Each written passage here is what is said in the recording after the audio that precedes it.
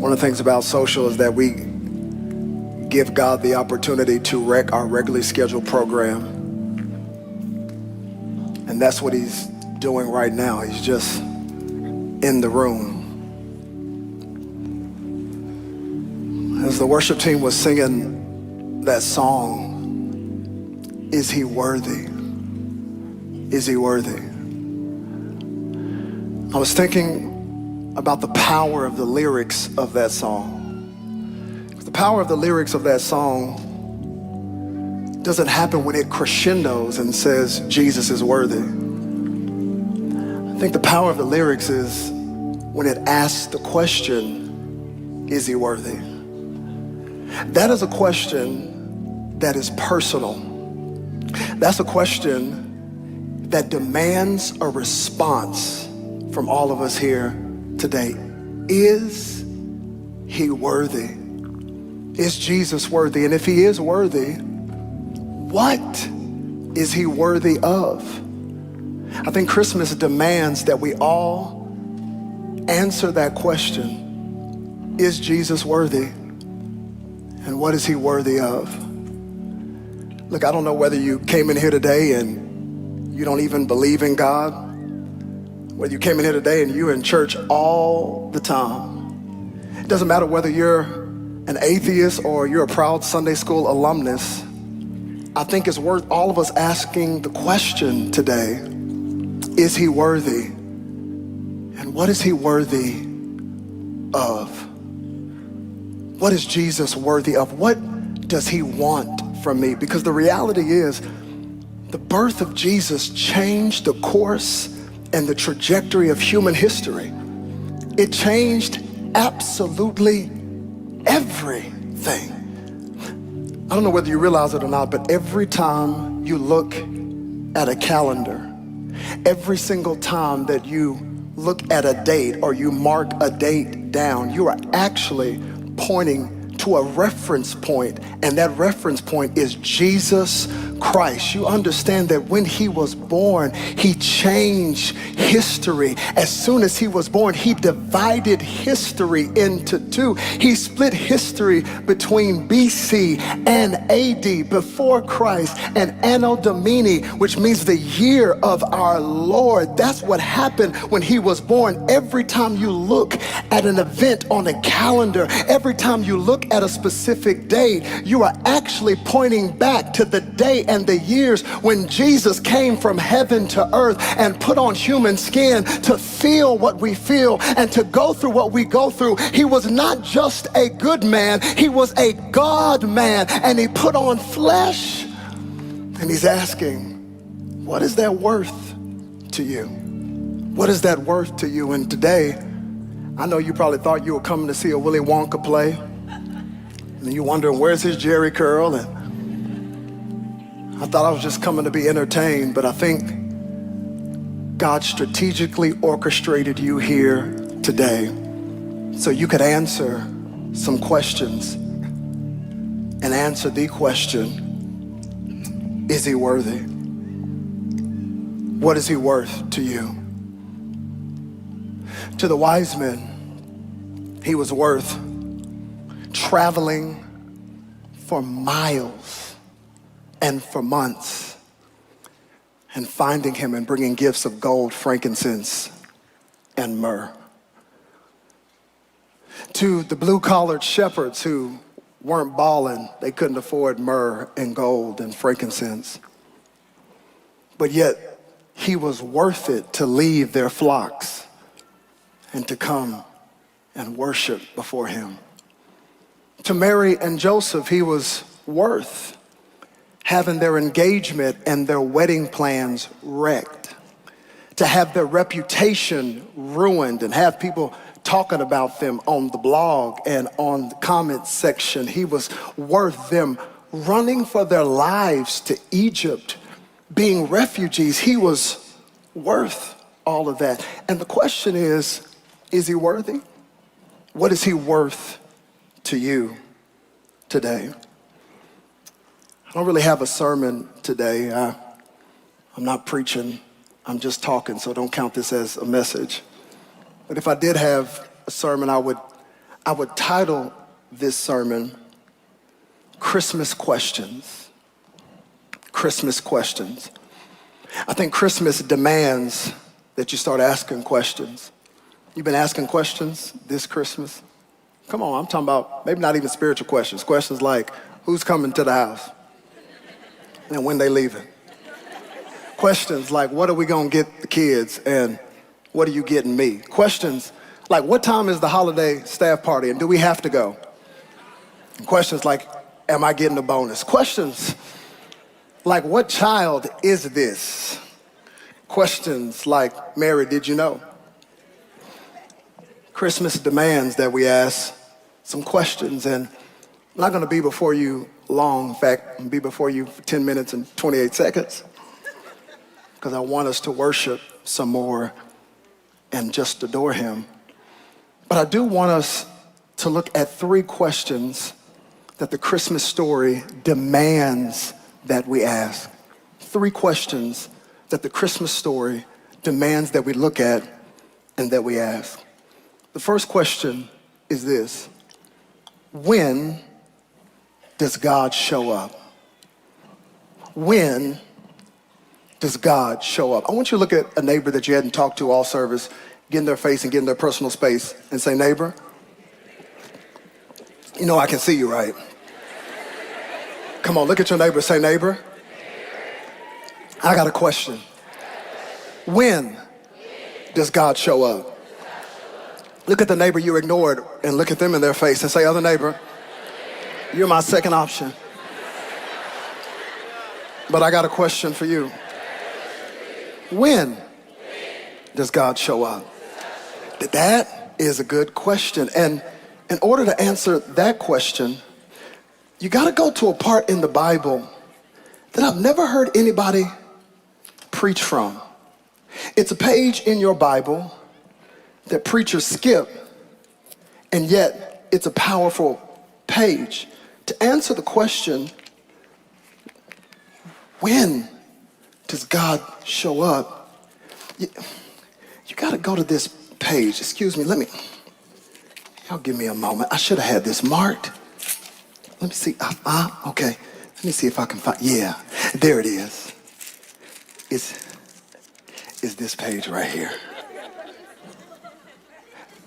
This is a powerful page.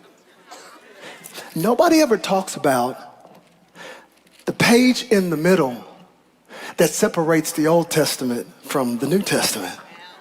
Because you have to understand that whenever you go from the Old Testament to the New Testament, you have traveled 400 years in silence. That for 400 years, your God that spoke the world into existence didn't say anything at all. For 400 years, God was on mute and did not send a prophet or a preacher or a teacher or an apostle. He was quiet for 400 years. There was silence. I'm wondering today, have you ever felt like God went silent on you? Oh, see, I know. See, y'all are super saved. You floated in here today.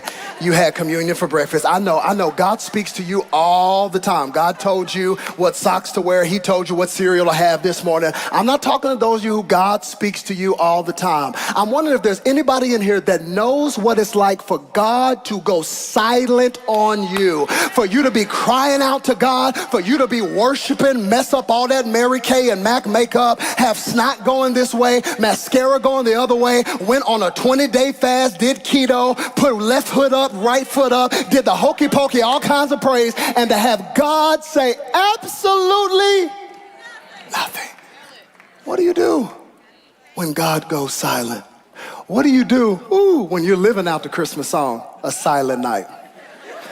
See, it's one thing to go through a night season. Night seasons are bad. I don't like it when it's too dark outside. But what do you do when it's dark and God's not even speaking to you? God's not telling you anything. He's not giving you clarity. He's not giving you direction. What do you do when you are in a silent night and you're wondering when God shows up? Can I give you this? It's not a sermon. I told you, I'm just talking to you today. But I just came to remind somebody that's in a quiet season where you can't hear anything and it seems like it's dark, that God does his greatest work when he's quiet. That just because God is not speaking doesn't mean that he's not moving. Just because God is not saying anything, it does not mean that he's not working. It doesn't mean that he's not orchestrating things. Please don't walk away from God just because you don't hear anything. God can do his greatest work in the silence.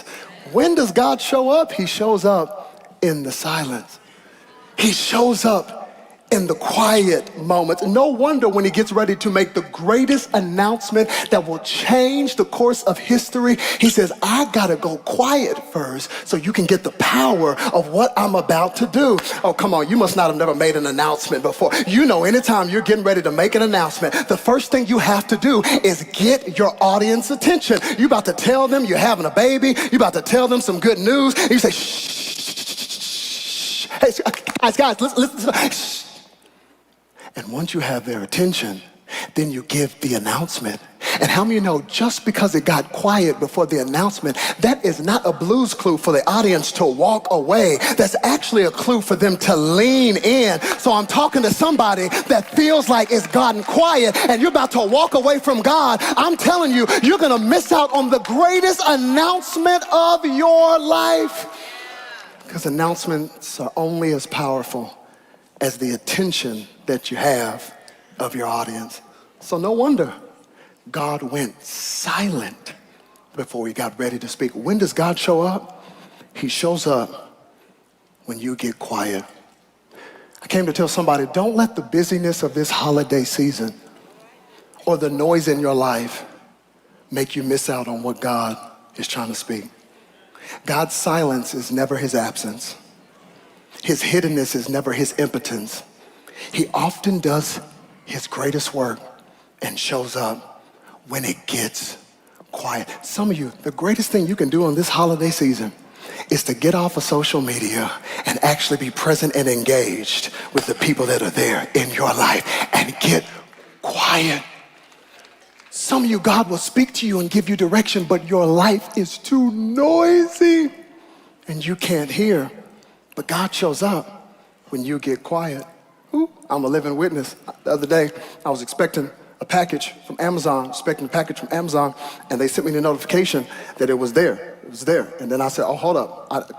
It is not there. I looked out the little peephole, looked around, I didn't see it. I said, hold up, porch pirate, something happened. I said, this is not here. It did not arrive. I was like, what in the world? How are they telling me it arrived? I went and looked again, and then all of a sudden I realized, because my wife has 68 Christmas trees in our house, that the box was behind the Christmas tree on the porch, and they did deliver it. And I'm like, wait a minute, I was home all day. How did I miss this? You ever had that happen before? You're like, hold on, I was here all day. No, you did not come in this window. I had to go back and look on my camera and find out that they did come. It's just the noise in my house with my 3 little humans was so loud, I missed the announcement.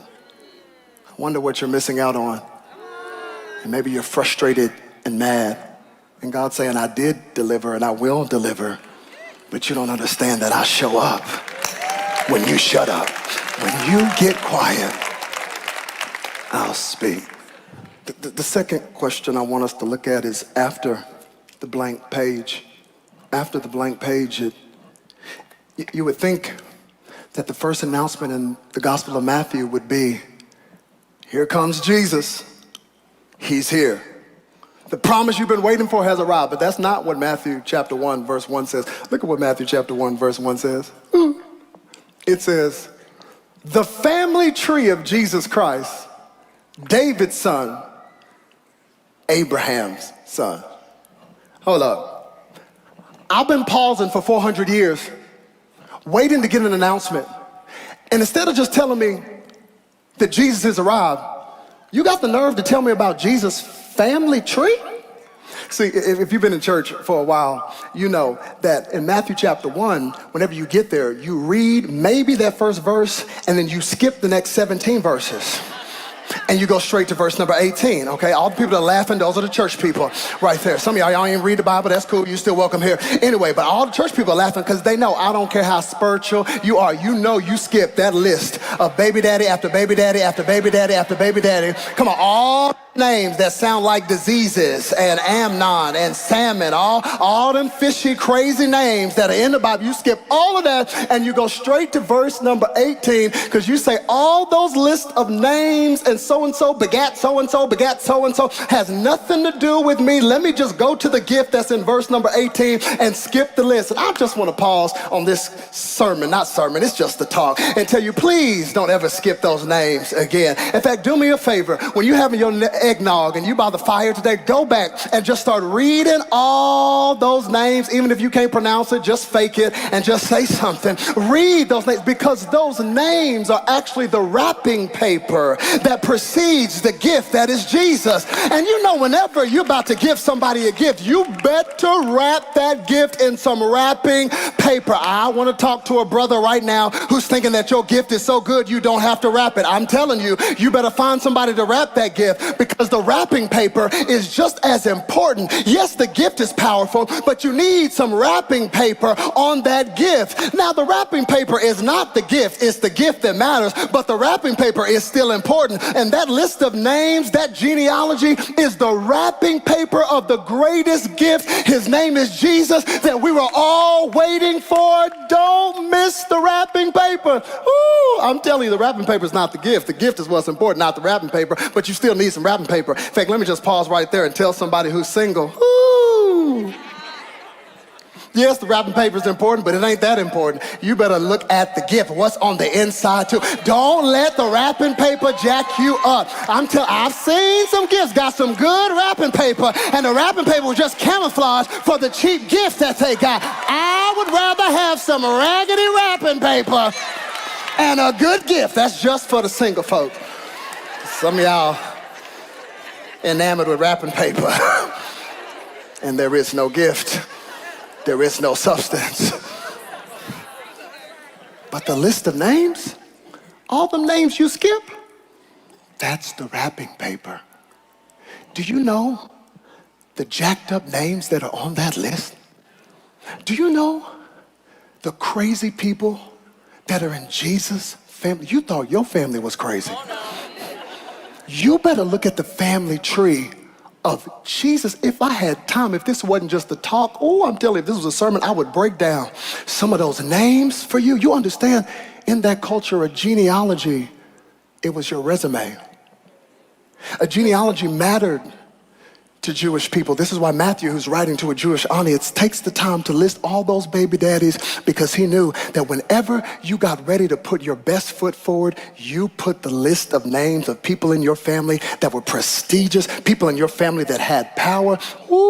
But Jesus is some kind of different, because the names that are on that list, the scandalous names that are on that list, first of all, in that time period, they wouldn't even put women on the list. They would never put women on the list in that misogynistic, patriarchal society. They would never put the list of one woman's name on that list until here comes Jesus. Jesus doesn't just put one woman on his genealogy. He lists 5 different women on his genealogy. I want to thank God for a Messiah who was not misogynistic, who says, guess what? When I'm getting ready to be born, you cannot discount the women of God that he uses to birth the greatest miracle. If I had time. Do you know who those 5 women are that are on that list? He lists 5 different women on that list. Read it when you get to the crib. 5 women on that list. 5. You know, I like that it's 5 women. 5. Because you understand that 5 in the Bible numbers mean something. And 5 is the number of grace. And no wonder there's 5 women on that list, because that's what grace does. Grace will put people on a list that other people have canceled out. Grace will put people on the list that you have looked over. Grace will enroll people that you expelled. Grace is powerful. I wonder if there's anybody that's a recipient of God's amazing grace, that when other people counted you out, God said, no, count them back in. Amazing grace. How sweet the sound that saves somebody as jacked up as you and me. If I had time, I would break down the names. Names like Tamar, Rahab. That's the church people laughing. Ruth, Bathsheba, and Mary. If I had his kids in the service, I would talk about Tamar. Read it when you get to the crib, Genesis chapter 36, 37. What happened with Rahab? This lady of the evening, read it when you get to the crib. In Jesus' family, Bathsheba? That whole little situation, yes, David was a man after God's own heart, but he was after some other things because he slid in Bathsheba's DMs one night. And Bathsheba? Ruth is a Moabite. She's a pagan. She's on the list. Mary, who? The teenage girl on welfare. Talking about, this God's baby. See, y'all laughing, but that's how ridiculous it would have sounded then. And she had to endure the ridicule and the shame and the alienation. Look at the people God put on that list. Abraham was on that list and he was a liar. Jacob was on that list and he was a deceiver. I'm just trying to figure out, why do you think God can't use you? See, that's the next question that this lineage and this genealogy asks. It asks this question, who can God use? Who can God use? Can I tell you who God can use? God can use anybody. God can use anybody. If Jesus came through a crazy family tree of people that had all kinds of issues, that ought to let somebody in here to know that God always uses imperfect people to accomplish his perfect plan. How many are thankful today that God does not need Pinterest perfect people to use? God can use anybody. God, look at the person to your left and look at the person to your right. Don't let these church people fool you. They act like they always been saved. If some of them told their real testimony, you would be shocked at who you praising next to. You would be shocked. If you knew what they used to do and where they used to be, you would not feel any shame in coming into church. The problem with church people is they act like they're in the witness protection program and they don't want to tell people their real story. But I'm telling you, there's some folks in here that used to be at Toyota Music Factory and they weren't at the front lifting up their hands. They were lifting up something else. They weren't up at the front dancing for God. They were dancing for somebody else. But this is the beauty of what the gospel brings to us, is that God can use anybody. God can use anybody. If you're a drunk, he can use you. If you're broken, he can use you. If you've been expelled, he can use you. If you've been addicted, he can use you. If you've been depressed, he can use you. If you've been a stripper, he can use you. If you've been a murderer, he can use you. If you got issues, he can use. No matter who you are, God can use anybody. What's your excuse? It blows my mind that people come to church and like, I don't think God can use me. I got issues. Have you read the Bible? They all had issues. Who can God use? Anybody. Why do we get Jesus' family tree before we get his name? Because Jesus wants us to know today that your family tree should not deter you from the plan of God. That just because it ran in your family doesn't mean it has to continue with you. That even if it ran in your family, it can stop with you. Why do we get Jesus' crazy, dysfunctional, messed up family tree? Is to let all of us know that you receive your heritage. You don't get to pick your heritage, but you can choose your legacy. I don't get to choose my heritage. I just received it. But starting today, I can change my legacy. Hear me, Dad. You can change the legacy of your family by the decisions you make today. Hear me, Mom. I know that runs in your family. I know there's been generational things, but today you can change your legacy if you'll receive this gift. When does God show up? In the silence. Who can God use? Anybody. Last question. what does God want? What does God want? He wants you. He wants you. It would be a travesty for you to come to a service like this, experience God's presence like this, and to never fully give yourself to him. Yes, God can use anybody, but God using you doesn't necessarily mean that you're intimate with him. Because God can use anybody. God can use a donkey. So don't ever think you all that just because God's using you. Don't start coming in with sunglasses on. Just because God's using you, God can use anybody. But just because he's using you doesn't mean he necessarily knows you. That's why in the last day, people will cry out to him and say, didn't we heal the sick in your name? Ooh, that's how powerful his name is. Didn't we cast out demons in your name? And he'll say, depart from me, because I never knew you. What does he want this holiday season? He wants you. He wants intimate relationship with you. Preaching Christmas messages are not my favorite because you only got 4 chapters in the gospel about Jesus being born. And some of y'all so saved, I mean, you've heard it preached every kind of way. So sometimes I'm struggling every Christmas season trying to get something profound out of a story that you've heard so many times. But I don't think Christmas is about complexity. It's about simplicity. And the simple reality is this Savior came from heaven to earth. He came close because he wants you.